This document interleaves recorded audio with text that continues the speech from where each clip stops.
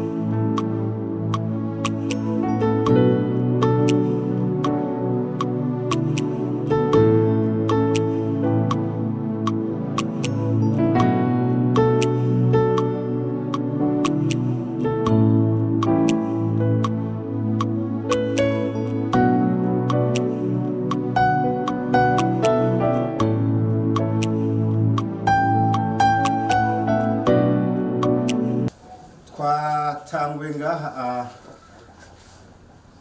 n'impuka y'imisa, hanyuma turaganira, twaganiye neza, nukuri twanezerewe n'ikiyago mwaduhaye. Hariho n'abagiye baraducira n'utugani, twayaze neza, ariko twaje tuzanye agakemanyi, si kanini cyane, ariko twobasaba ko mugashira ku mutima,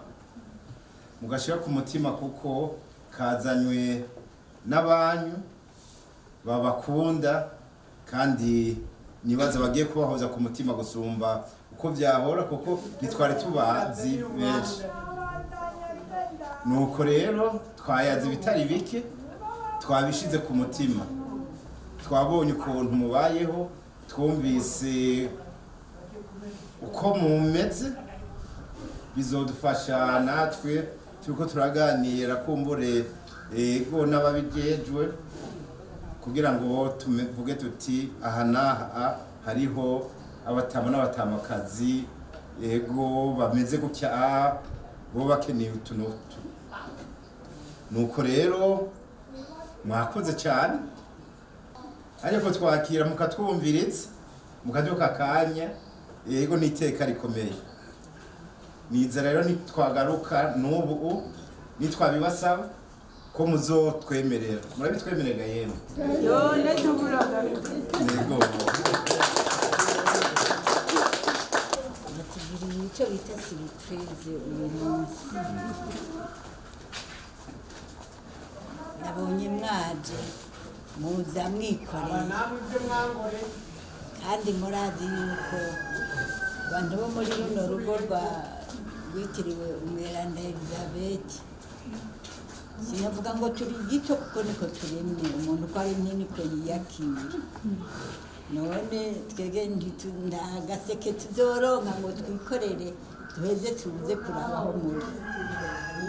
n'ikirenge ntacyo dufise turacumbagira burya nuko atakaryo mwaronze ngo muraba aha twese turacumbagira kubera ico rero duca dusanga byose bitubera ibigoye ngamwebwe namwe mwabigize mubizi ko tutazobishura ngabo mwatweretse ko mwemera uri wo hejuru ashoboye byose ko mwemera Imana nico cabatumye mwiyumvira mukaza kandi mukaza mwibangikanije ico cyose mubona cyo tugirira akamaro jewe ndavye ngo twaraje turababwira mbega patiri niwe bagiye kubabwira mwana we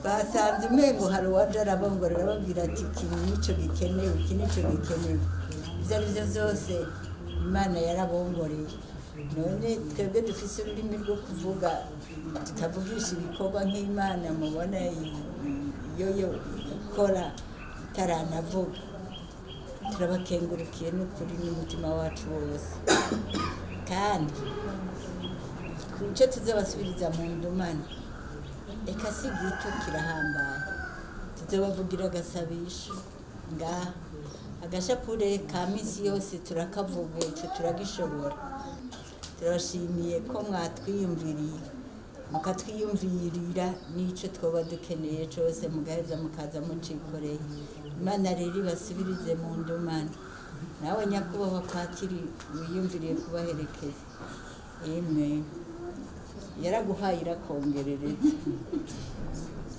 ego rero zirakongerereza hanyuma muze muharure iminsi sinovuga ngo imyaka muzogaruke mutunezereze nk'uko mutunezereje muri Kristo.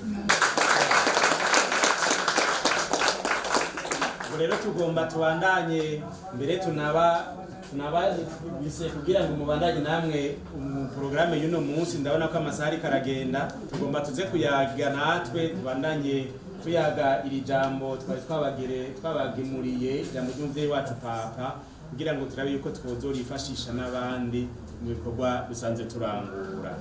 Ubu rero dusaba umukama umuhezagiro abashobora kuva hasi bave hasi dusaba Imana kugira ngo uru rukundo yashize mu bantu rubandanye rugaragara mu bikorwa maze namwe aho muri kujya twabiyaze mugerageze kunga ubumwe mugerageze gukundana mugerageze kubabarana maze ijambo Yezu yasize avuze ati ese bose bo bumwe biranguke nungaha nyine turi urwugo uko kwemera mufise umutima wo gukunda no kubabarana mwerekana hagati yanyu imuhora n'umukama Imana mushobora byose data mwana na mutima mweranda nibahezagire amen. Ugira umunsi w'Imana mwiza rero kandi mwese muhezagirwe.